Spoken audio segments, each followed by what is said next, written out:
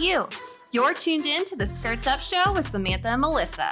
Join our mission to normalize failure, but still uncover the positives at every twist and turn. Skirts up, but keep your panties on.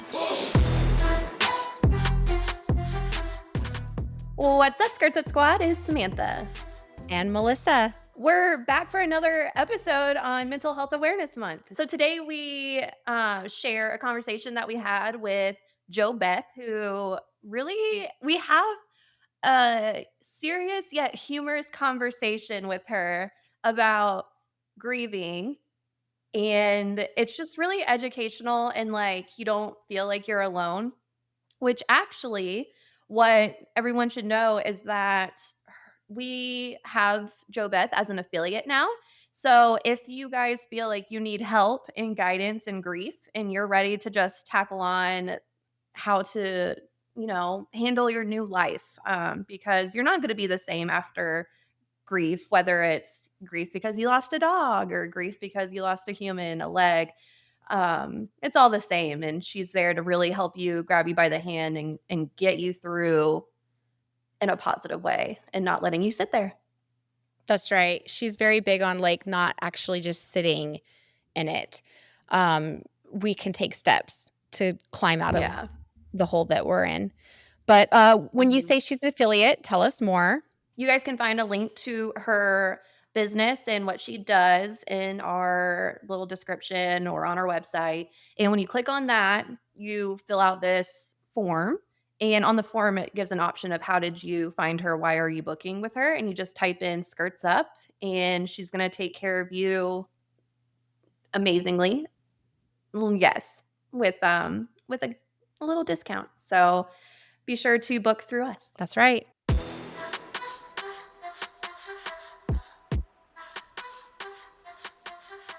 Melissa, it's fail time. What you got? Okay, so I guess my fail right now is just like all of the stuff that I'm going through. So you guys know that I'm filing for divorce. So there was like, life is going really fast. I went and talked to the lawyer. I paid the, retainer and all that stuff. And then she's like, yeah, we'll probably serve him this week. Well, he never got served. I never heard anything. And I was just kind of like going on with my life. And suddenly I realized, you know what? It's been a minute. I think it's been a couple weeks. So I called them up and I was like, hey, I think I came in a couple weeks ago. Just wanted to know what the status was. And she's like, well, when did you come in? And it turned out it has been over a month. And I was just like, I just didn't realize because, when life is happening so fast. So she's like, oh no, it's been almost a month. Let me get your attorney to call you back. And so she called me and she's like, I am so sorry. I've been in court. I dropped the ball a little bit. And she's like, okay, so did you get your things from the house? And I was like, no, because I've been putting it off. It's so stressful. It's It's awkward. Like just going to that house, even when he's not there, it's just depressing for me.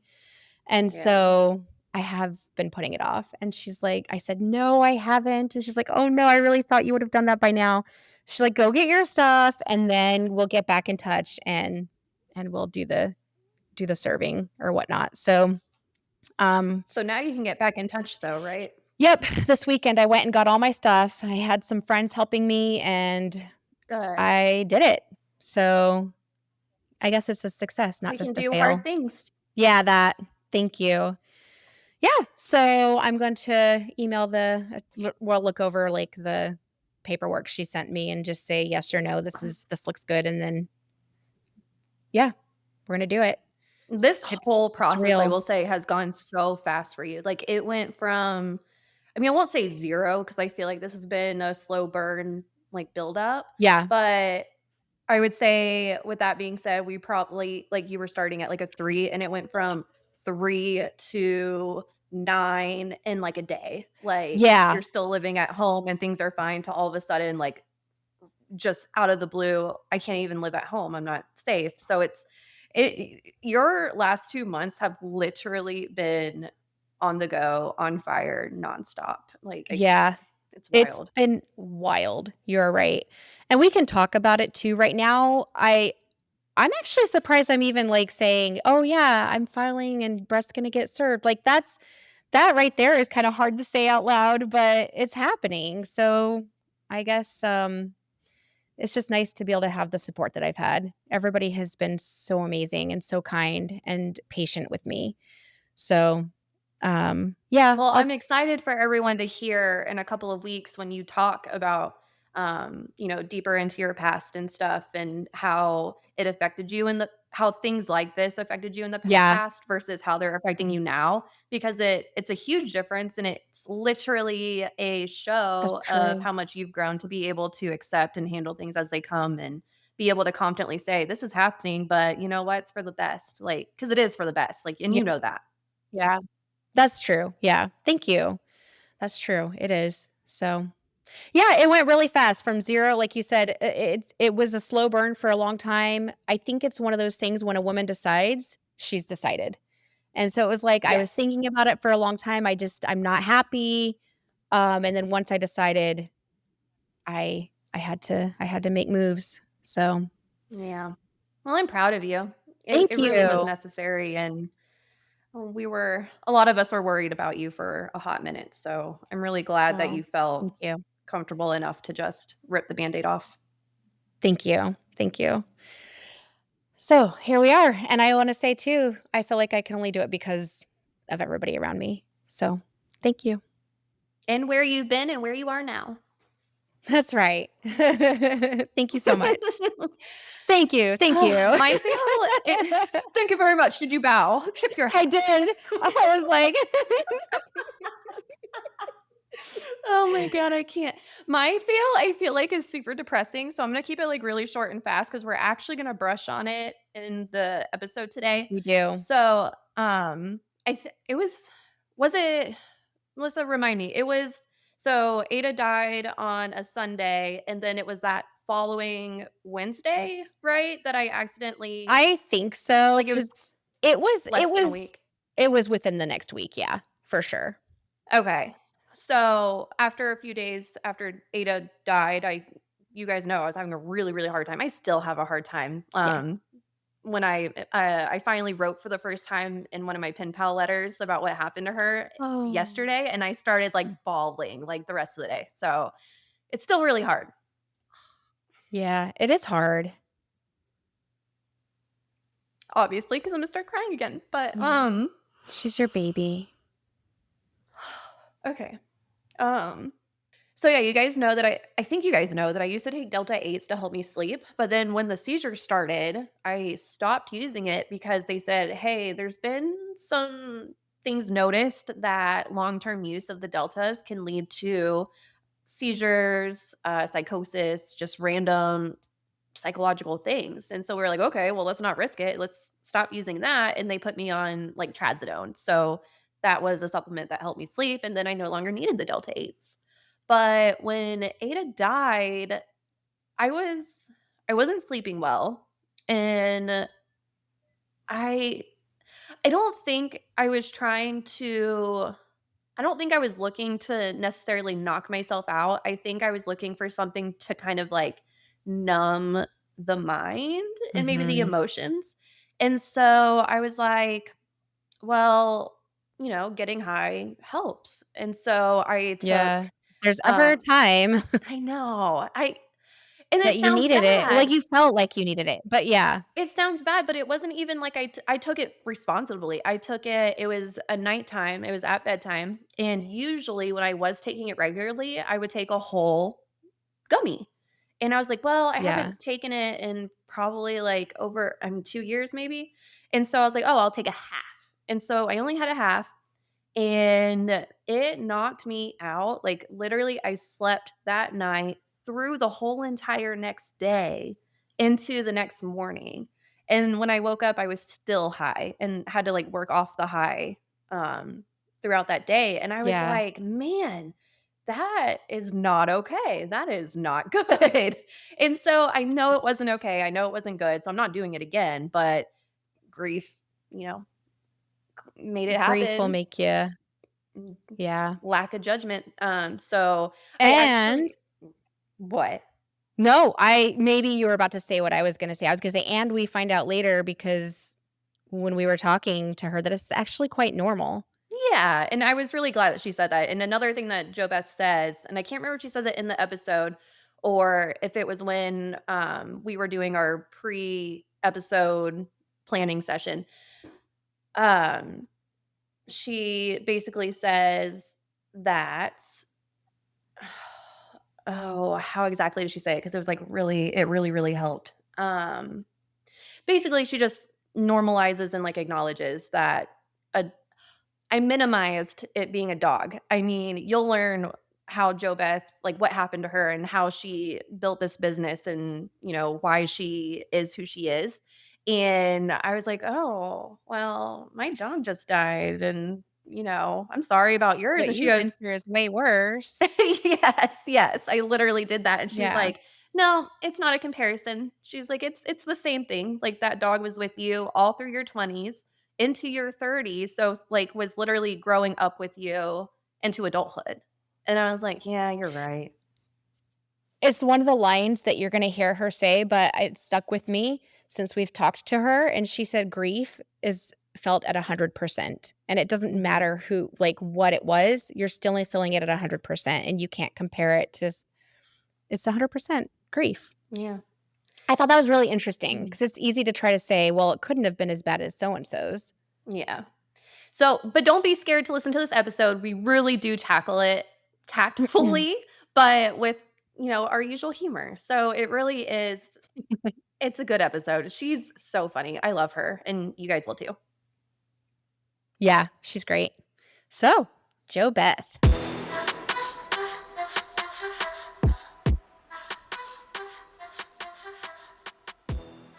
We are Skirts Up, women empowering and supporting women. We are helping each other, and that's exactly what we are doing today. This is a safe space to talk about hard stuff. And Mhm. all right, introduce yourself and what you do and how you got into this. Yeah, my name is Jo Beth Evans. I am remarried, so I'm actually getting ready to change my name, so I'll be Jo Beth Polly. But I do, Congratulations. thank you. But I do, Yes. yes, no, it's like it's one of the best things that's ever happened in my life. Aw. So I do exactly what you guys are talking about is empowering other women, but I usually get them when they are in the deepest pit of their grief. I always kind of use the imagery that like, when you're in the deep darkness of grief, like you're down in this hole, this dark hole, and like I'm the person that's reaching down and pulling you up into the light, and I'm showing you that there is light, there is something good that can come from this. Like you don't have to do it alone. Definitely a hype girl. I'm not the person who always say like I'm not going to sit in your poopy diaper with you. I'm going Nice. to we're going to acknowledge your grief. Like we do that. It's not like that we're just like, oh, forget it or anything like that. But it's like you have people in your life that know how to do sad with you. Like they're familiar with that. They can do that. They can, be there with you.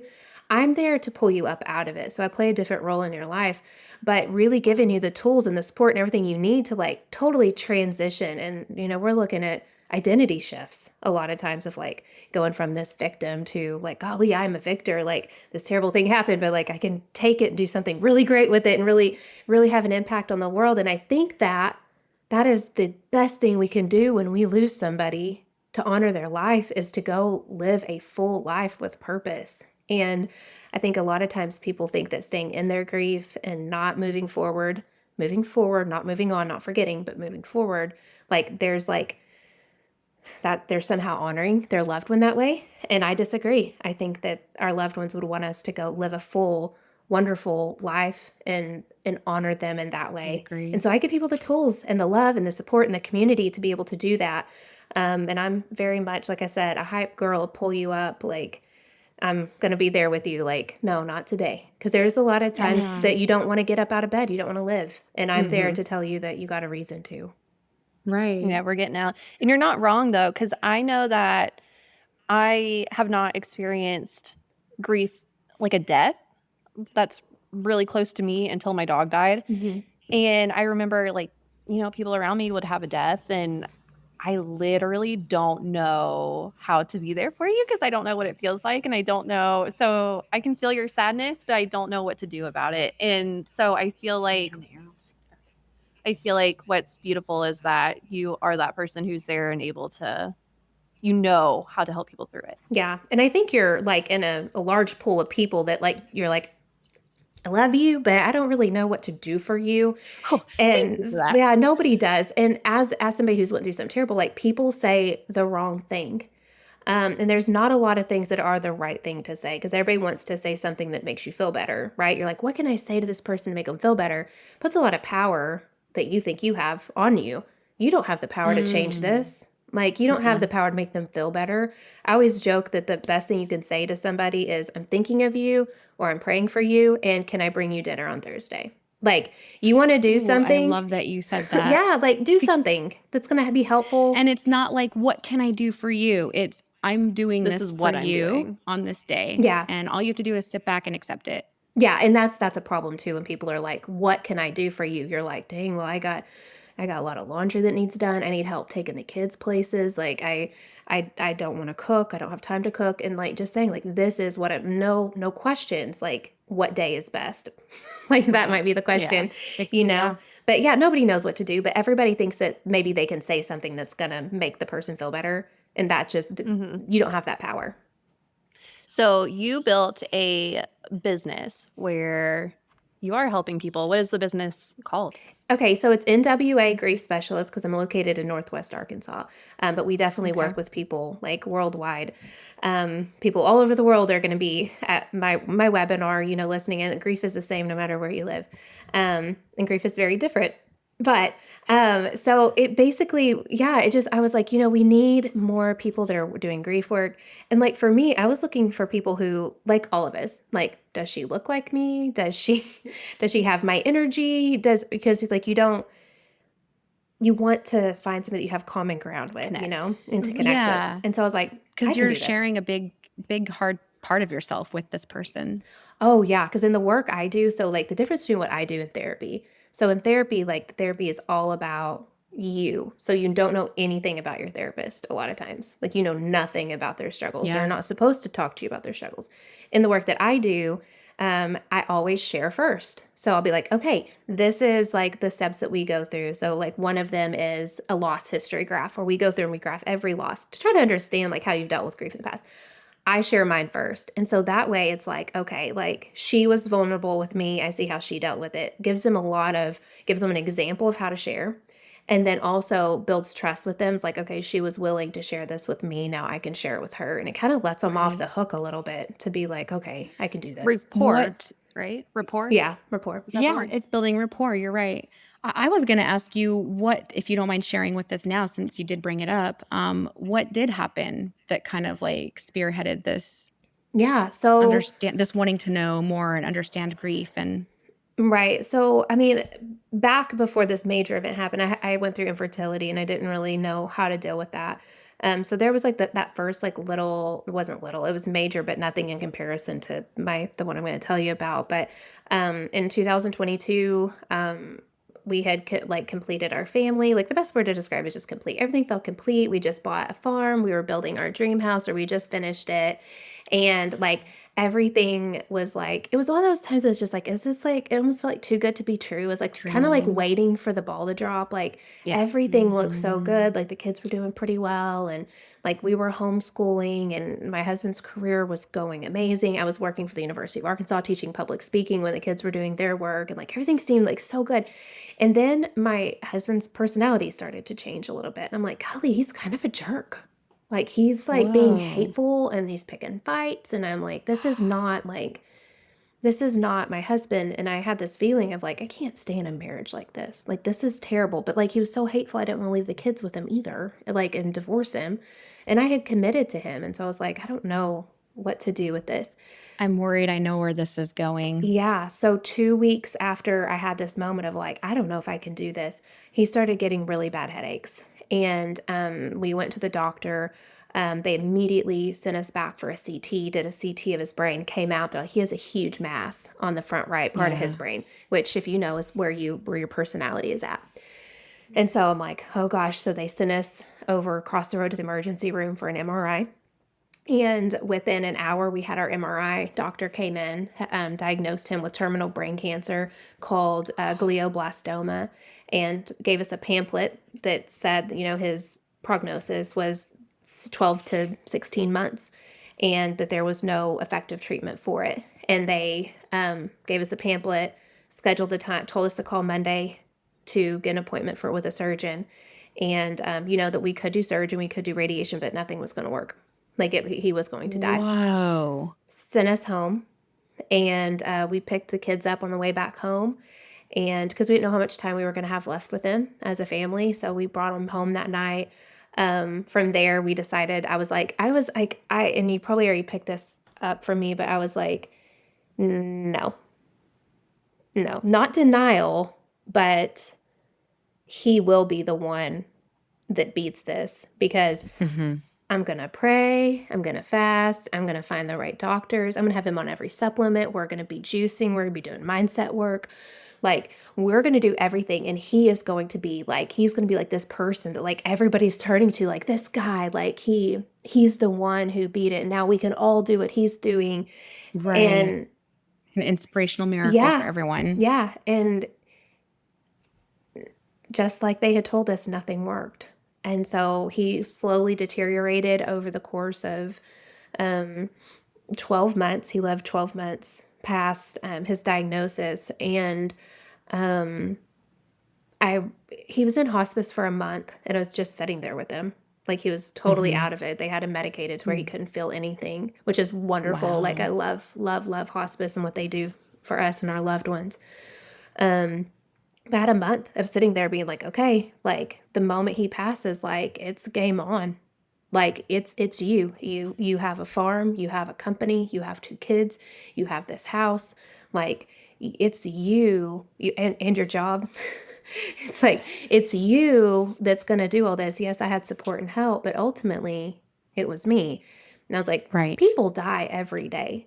There has to be a blueprint. There has to be something. And I kind of saw some coaches and stuff was just not feeling their vibe. And I was like, if I can figure this out, if I can figure out how to do this, how to serve, not just to survive, because that's boring, but to actually take it, survive it, and turn my life into Thrive it. Yeah, just thriving in this really terrible situation. I'm going to take as many women as I can through this. I'm going to be come on, girl, we're going, and that's what I did. I was very dedicated to the whole process. It brings up a question for me, because earlier you were talking about, hey, I'm the one who's going to reach down. I'm going to pull you out of this darkness. And I wanted to know, what does that look like? Because you said also, when you're the one who's going through this, you are the one that has to take the steps, and it's on you to get out. But it does help to have somebody, at least a hand to reach towards, right? I know. Tell us kind of what that looks like. How do you have somebody take responsibility for their actions, but still know that you're there to help them? Yeah, so there has to be an identity shift. People get stuck in the victim mentality. And I like to say that victimhood is not a virtue. There is nothing good about being stuck in the victim mentality. We don't want you there. So something I really try to do is get them out of that. So that's things that's why I have my webinar. That's why I have a Facebook page and social media, is to try to help people to be oh, I don't want to be here anymore. I want to be there. I want to be in this place of where good things are happening and I'm making progress. But if somebody's stuck in the victim mentality, and I see people like this all the time, because they'll say things like, I will always be broken. Comparing grief. You don't know what I've been through. We talked about earlier, these people that they think that their situation is so much worse than everybody else's, that nobody else can understand, nobody else can help them. And that basically, I had another person say that grief and recovering was easy for me. That's why I'm in the position I am. And the reason they're in the position they are, because it was easy for me and it was not easy for them. When you're stuck in that mindset, there's nothing anybody can do for you. because you're unwilling to be open to the possibility of being okay again. Like, I'm not saying thriving again. I'm just saying they're not even open to being okay. And so we have to like shift that mindset, and maybe they see a post or they see the webinar, they're like, okay, like maybe it's possible, maybe they start to entertain the idea that it's a possibility. And so that's kind of where I try to get people is like showing them what's possible. Like, okay, you don't want to get out of bed in the morning. Okay, you don't have a desire to live anymore. That's normal. Like, I'm sorry, but that's normal to lose your desire to live after you've had a major loss. It would be very strange if you weren't experiencing some depths of despair, Yeah. Yeah, Jo Beth and I were talking in our pre-planning session about, I've never experienced death before, but my dog dying is my first death, and how hard that's been to where I just told you guys, accidentally over-medicate myself, and Jo Beth was really nice and like, "No, that happens."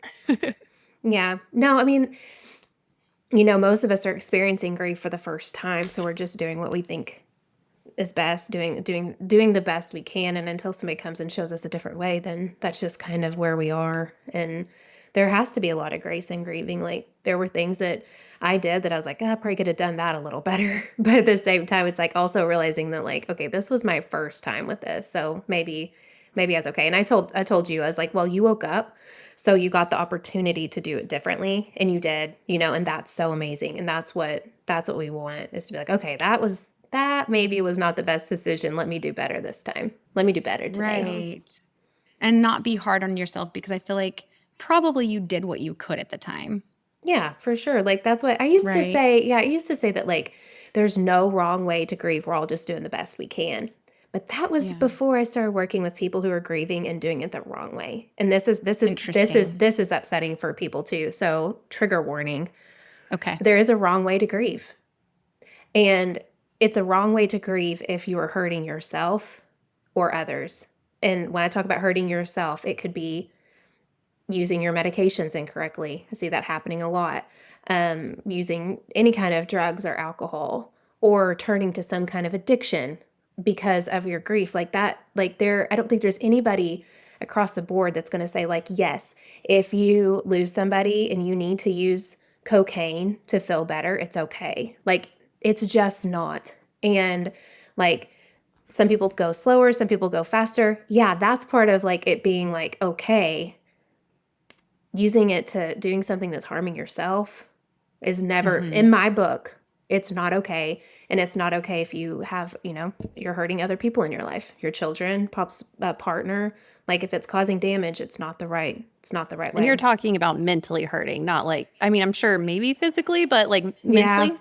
Yeah. I mean, like, if you have kids and you're locking yourself in your bedroom every night and they're having to fend for themselves, or you're married, maybe you've lost a child and you shut your husband out and don't engage or have any relationship with him anymore. Like I said, in my book, that's not okay. Like, that's not what we want. And so when we're hurting, that's the time we bring our loved ones closer and not push them away. And, some people choose to grieve in ways that push people away. And that's totally different than being like, okay, mommy needs to shower alone tonight.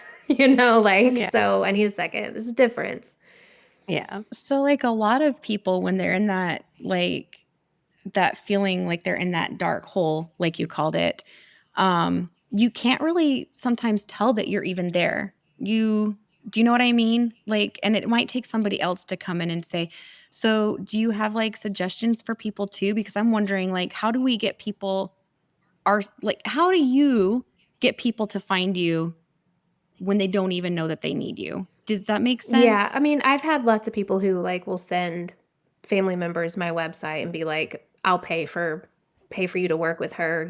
I'll do my part. That doesn't sound like it works. Beautiful, though. It doesn't? I mean, because they don't want it. Ah. And when they They have don't to be want it, ready. yeah, they have to be ready. And like I said, like, just giving little, like, maybe they come across anything that's like positive. And as a griever, like, I'm in all the grief groups. I mostly am just standing back watching what's happening. But it's a lot of people posting stuff like, you're gone and I will miss you every day until I'm with you again. And it's like, okay, gosh, I don't want to make people mad, but it's like anytime you're feeding that negativity into you, like I'm going to feel this way the rest of my life. Like Yeah. that's not good. So they're seeing more of that than they are positive stuff. And I think that definitely is like playing into them being like, oh, this is just life now.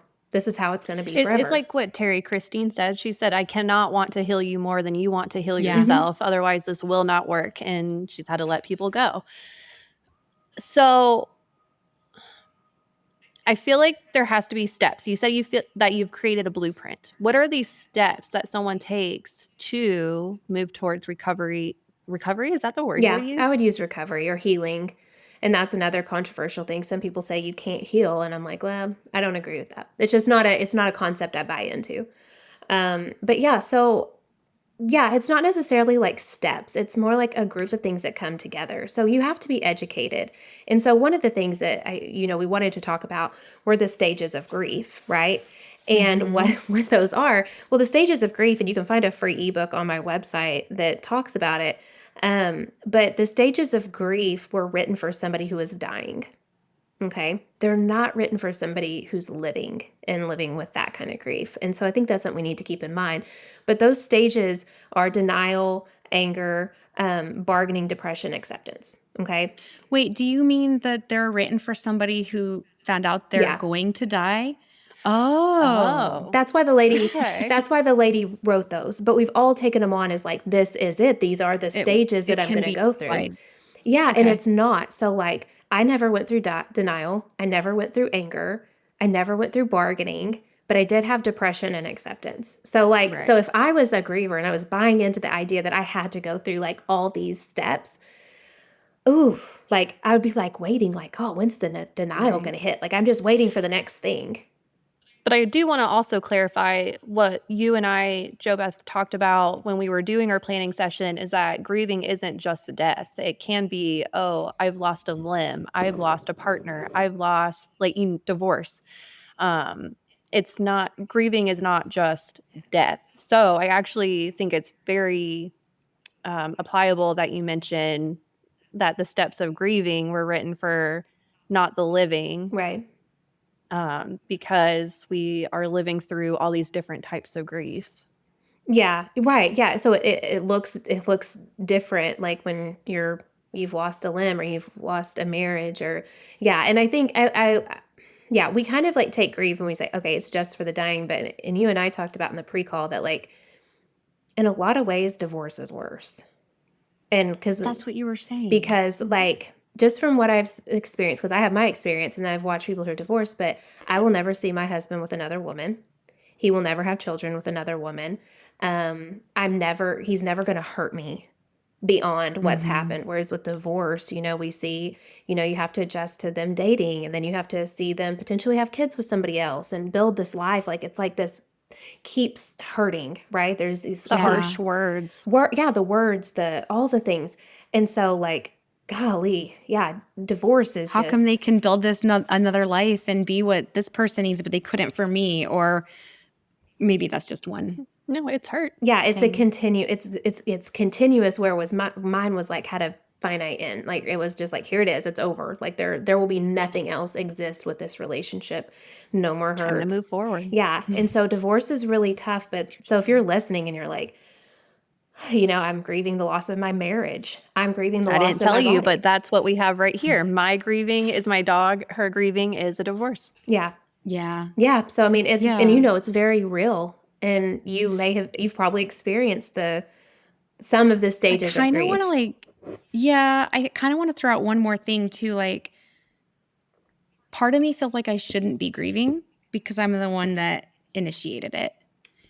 But there's still a bunch of there's still grief. And I feel like if I feel that way, then other people have got to be feeling that way. And I don't think it's the right. You were feeling bad about that. You're like, I feel guilty. Like, I shouldn't be sad. I'm the one who initiated. But then in the same sentence, he told me, but he was my best friend and he Yeah. changed. And Yeah.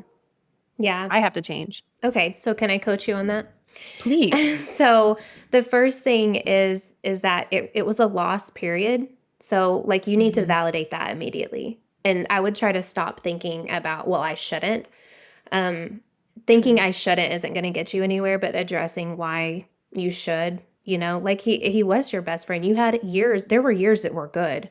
Like you chose to marry him. Like you enjoyed being married to him for a while.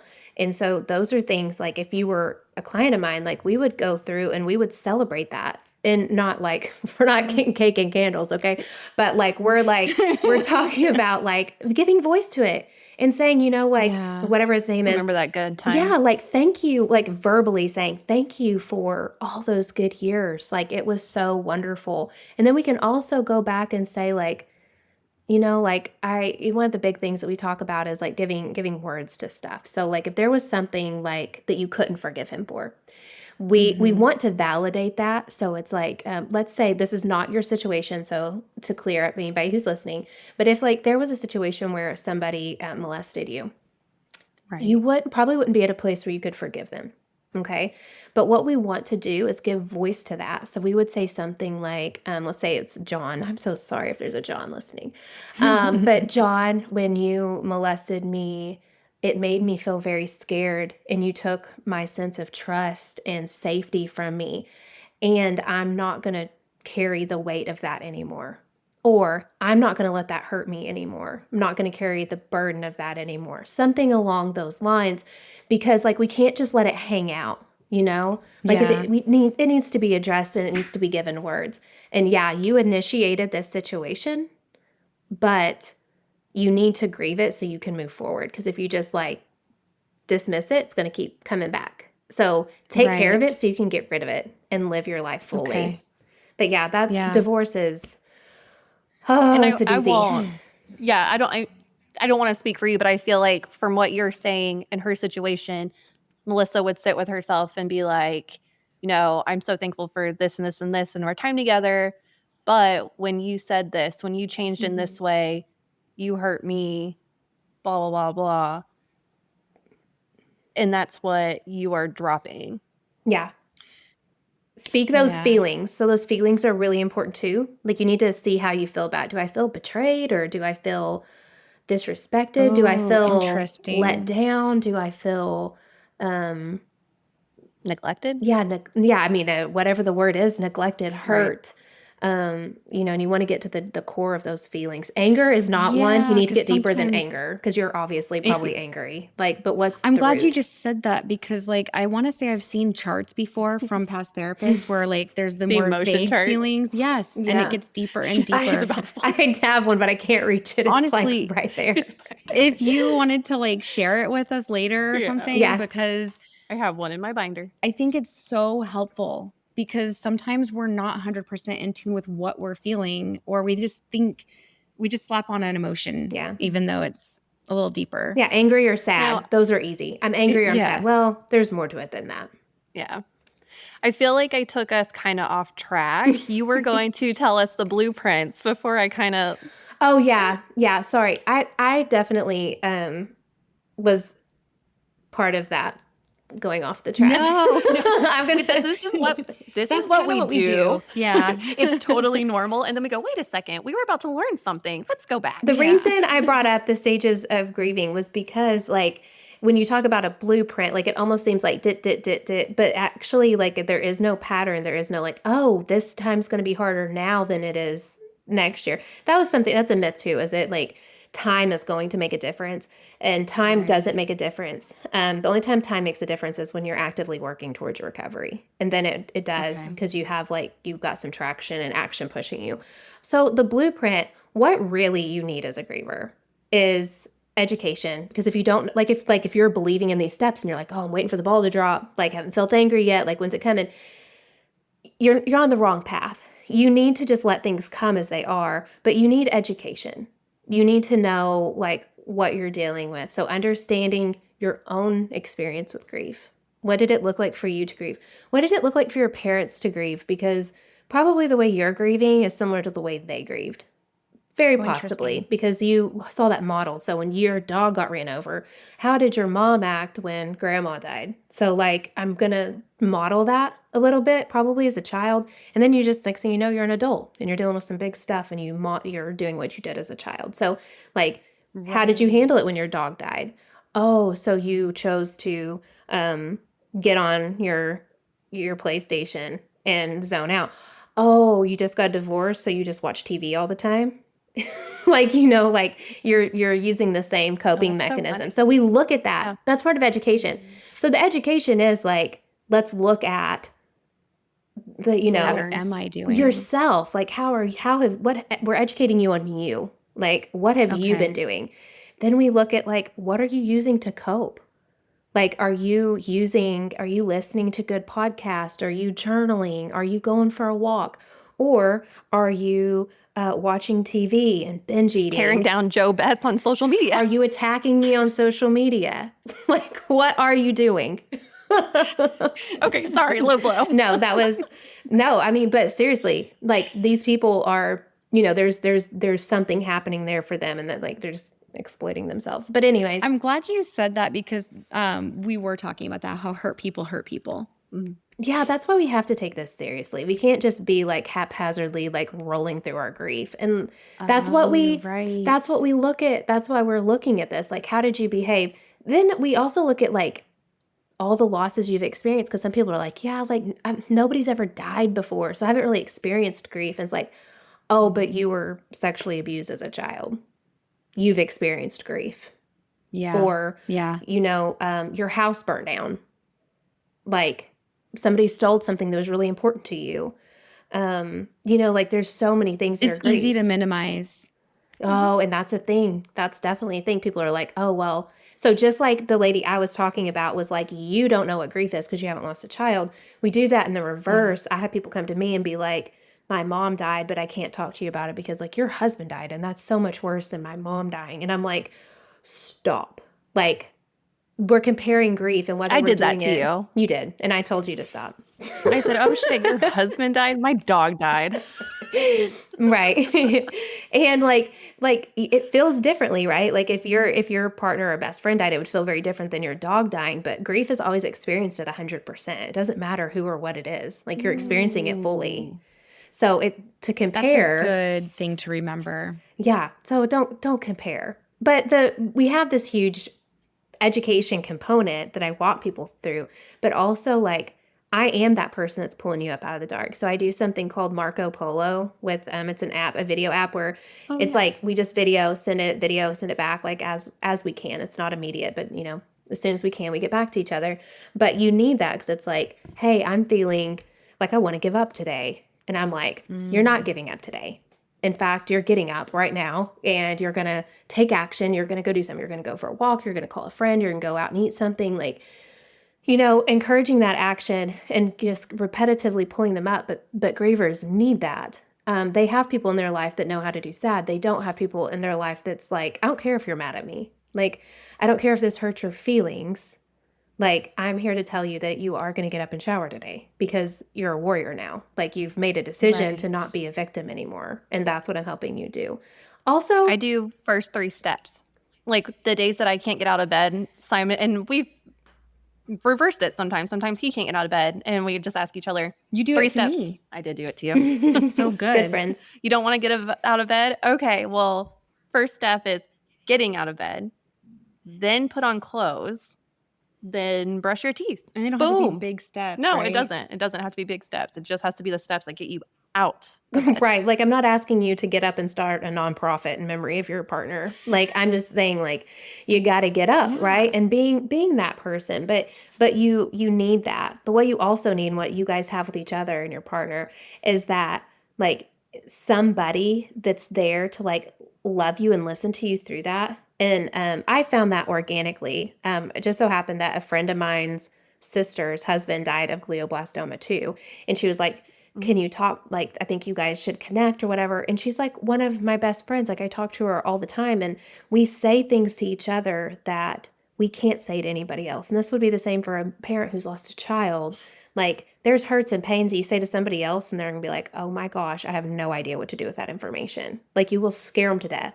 And I guess that's why group therapy is sometimes a thing. Like, for a lost child, Or for just, yeah, all those spouse. different Yeah, types that of makes sense, grieving Yeah, actually. because groups maybe? you want that connection with somebody, and so that's something else that as my programs grow and that find new people is to be like, hey, like this person also lost their husband to suicide. I think you guys should talk, Mm. because then they can be like, oh my gosh, when I found him, X, Y, and Z, and that person's been through it, so they're like, girl, I know, like I understand. Right. Like, you're not gonna drop that huge, like, bomb on just Mhm. somebody.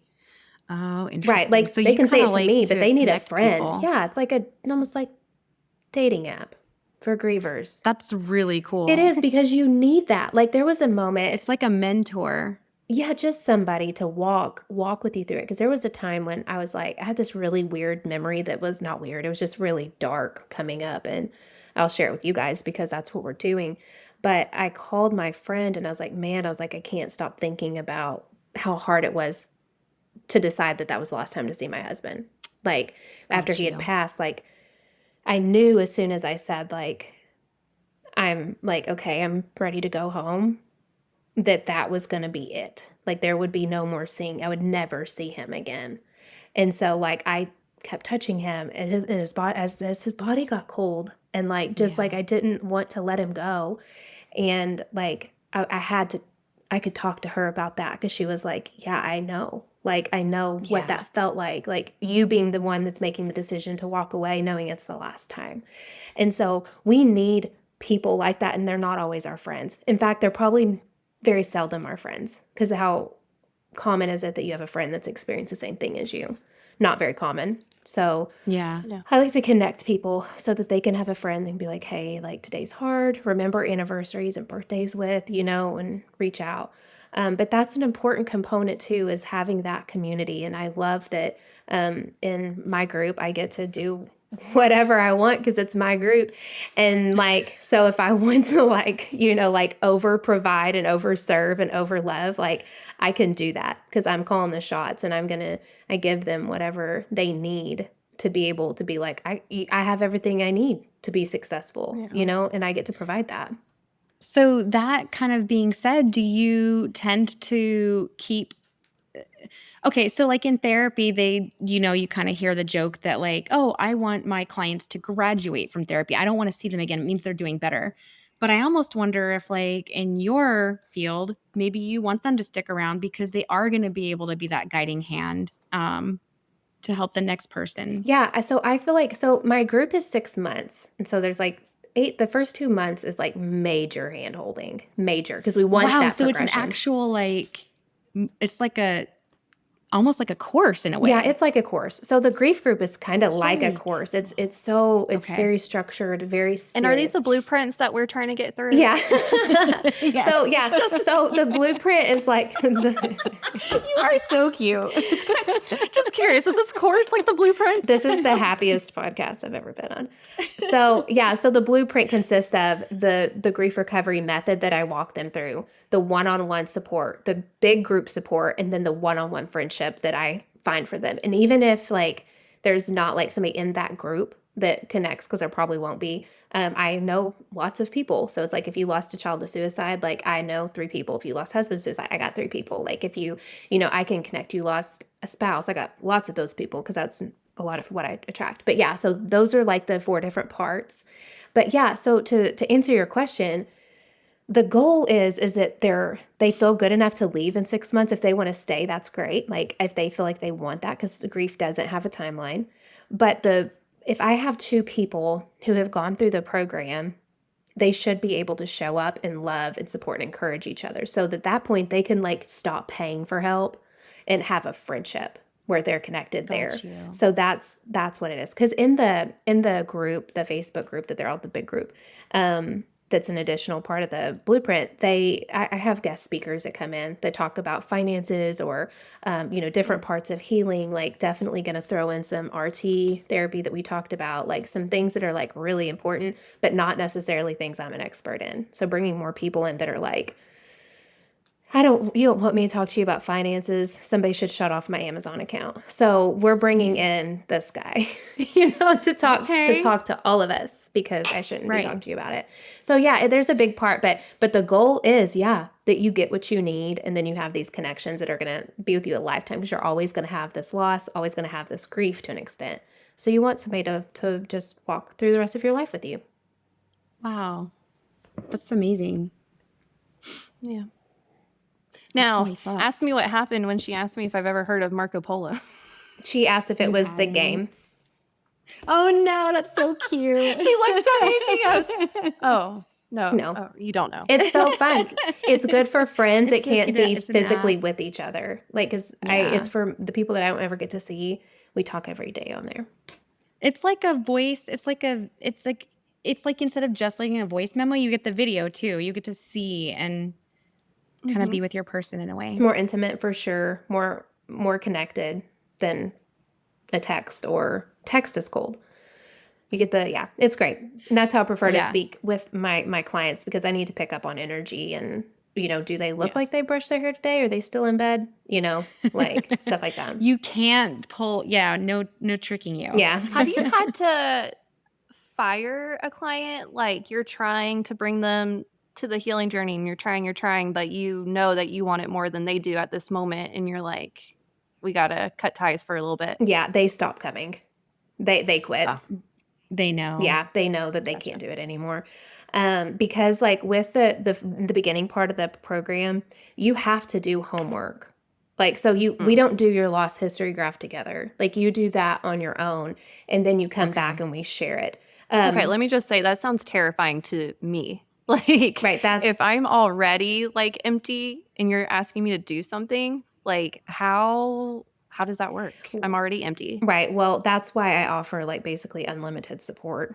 It's because when you go off to yourself and you're like, oh my gosh, like I've had women come sit with me out by the pool and do it, because they're like, okay, like I've got one down. I'm like, okay, like let's do the next one, like they need that support. And that was the one thing when I started originally doing this. I was just doing the grief groups once a week. Like, you could text me, but it wasn't really encouraged. And I'm like, gosh, they need so much more. You need that hand holding and somebody to be like, okay, like, and for you, if you were telling me, that sounds like too much for me, then I'd be like, okay, we're going to set aside 30 minutes, because that's all it should take. And I'm going to stay on the phone with you, stay on video with you. You're going to do it. And then we're both going to agree when you're done that you're going to get up and go do something. You're going to go for a walk. You're going to go take a shower. You're going to go get a massage. You may go out and dinner with a friend. Like, you're closing the door. You don't need to carry it the rest of the day until we meet again. And so really just being that voice for you that's like, it's over. Like, you did your work. You did Swallowed your frog. Yeah, you swallowed a frog. Like, move on with your day. Like, you did what you were supposed to do. And so that helps us, instead of just like lingering and mulling over something all day, all week, all month for a year. We're like, I did my work. I did what it's like. I think that's workout. huge. Like, I love that you're like, you can't just go and talk about it with me. We're not just going to sit there and talk about it.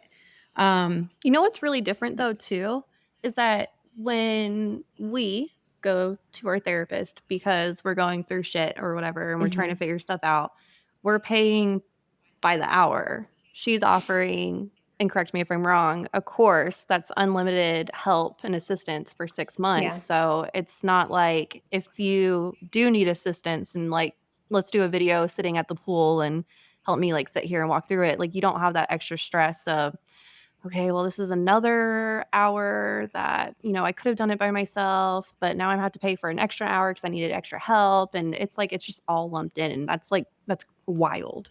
Yeah. Yeah.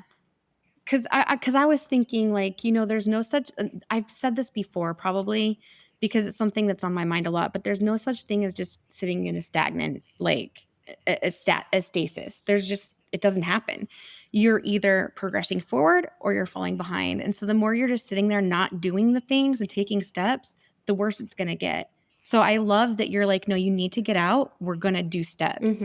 It's not just, let's talk about it.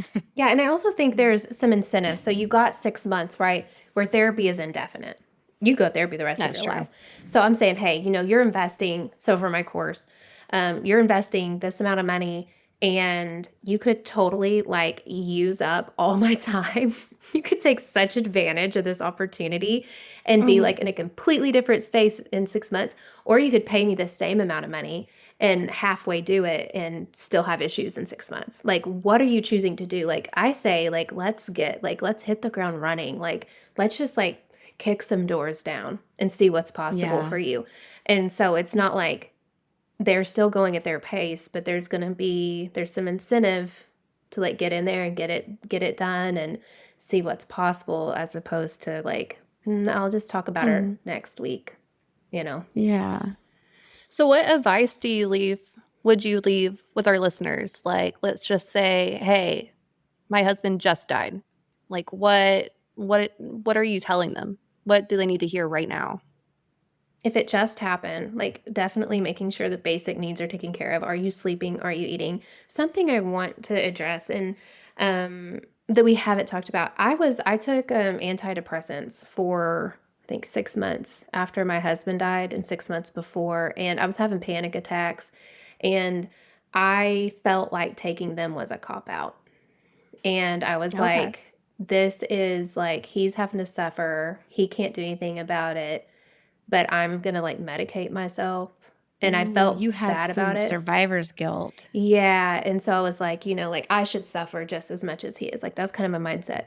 But like once I got on them, I realized that like I was able to function through some of the days that were the hardest. And I took the pills Yeah. appropriately and I weaned off appropriately. But like I was like, this is short term. This is just something that I'm doing. So, and I see that a lot of women that they're just so deep into it that like an antidepressant would be really helpful. And like I'm not a doctor, I'm not Yeah. prescribing, I'm not doing that, but I am saying that like if you're in that space where like you physically can't get out of bed or you're having panic attacks that are just like your body's out of control, like getting help with that is not something that you should just dismiss and understand that it's a temporary thing and you're going to start working. So, if that's the case and you need that, but you have to have basic needs taken care of. Are you eating? Are you sleeping? And are you able to stay awake? And then from there, like I want you to know that there is something beautiful that's going to come from this, and you really get to be the one that decides that. And so I want you to fully feel all your feelings, but understand that when you're ready, there's a path forward and that you have so much purpose and so much value in your life that you need to keep getting up. You need to keep looking for that purpose and that light in your life and get help. I was in Mhm. therapy 6 months before he passed away and 6 months after. And I knew very quick it wasn't a journey I was going to walk alone. And if you're listening Yeah. to this, you have me for sure, but you also have other options too. And like, but the thing is you need to choose. You need to take action. One last thing that you made me think of just now when you were talking is earlier you had said something about this is why it's so important that we address this because what we're feeling is just automatically going to get pushed back into the world and then start affecting other people. Yeah. So like when you're talking about starting something beautiful coming from this, something we can grow, that also is going to get pushed back out into the Hmm. world. Positivity and just for the people all around us. So I just kind of it's just a little thing that came to my mind, and I was like, yeah, I'm good sorry, things my can daughter come. keeps calling me back to back. Okay. Oh, familiar. Yeah, Hopefully everything is okay. That like I that's know. code for emergency. Like if you're doing that to ask me if you can go eat with your friends after school, like there's a That's what I'm problem. saying. I said, "Are you okay?" And she goes, "Yeah." Stop calling me then. That's scary. Oh, Gosh. children. Yeah. But back to your point. Yeah, I mean like even if your big impact on the world is that you're just an example of what's possible to somebody else. That's Yeah, enough. that's Yeah. beautiful. Yeah. And with that being said, Joe Beth is with us today to explain what is possible and to have this open conversation and to make known that she does have a course that can help you and will help you in whatever pattern of grief or whatever type of grief that you're in. We did talk about that you have clients that are grieving, again, we just keep saying the same things, but lost limbs, divorce, death, like there's all different types of grief and that's what you're here for. Yeah, for sure. Like, I just want everybody to know, like, there's an option. I mean, you can come hang out with me or not. I mean, I'm the better option. I love it. I think we should end with that. I love that. That That's sounds beautiful. so conceited, but I love it. but I'm That's the confident. That's the thing. Like, why are we so scared of like being confident? We want everyone to feel better about themselves. And I love that you were like just an example of that just now. You're right. It's the better option. Get out there. Yeah. Go meet with JoBeth. Come meet with me. And it's, it just feels so good to know that you're not doing it alone. And you invest in yourself. You're worth it. What do you know? You're so young. I'm just a child. Shout out to Botox. Yeah, it's been through a lot. Oh, all right. Well, just to recap, your business is called NWA Grief Specialist, and you can find me on any of social medias there, and Beth Evans on Facebook. And then you guys, I think, are going to link to the application. So if somebody does want to work with me, it is an application process because I'm very selective of who I work with. So if you, I don't because you work together, right? So if I bring somebody in that's like a total, like not really committed, not really in it, like you're going to bring the group down. And so I'm looking for women who are heavy hitters, ready to kick some doors down. And so if you want to be in, apply, and that opens this week. And, no matter when you're listening, you can contact me on social. The application open and closes every month or 2 months. Okay. Yep. So we'll have that listed, and just know that we all have support. Yeah. Yep. Thank you so much. Yep. Thank you, guys. Did you like the episode that you heard today? Great. Share it with a friend, and don't forget to rate and review.